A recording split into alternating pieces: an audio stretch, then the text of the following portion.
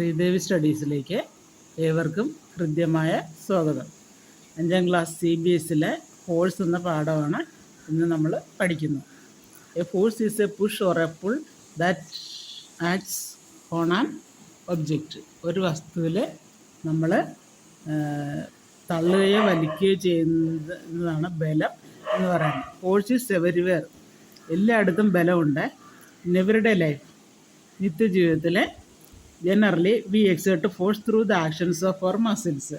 നമ്മൾ ബലം പ്രയോഗിക്കുന്നത് നമ്മുടെ പേശികളുടെ പ്രവർത്തനം വഴിയാണ്.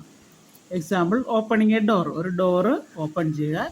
Lifting a heavy object. ഒരു ഭാരമുള്ള വസ്തു പൊക്കുക. Twisting A towel. ഒരു ടവല് പിഴിയുക. And kicking a ball. ഒരു ബോളിനെ തട്ടുക. Depends on the force. ഇതെല്ലാം ബലത്തിനെ ആശ്രയിച്ചിരിക്കുന്നു.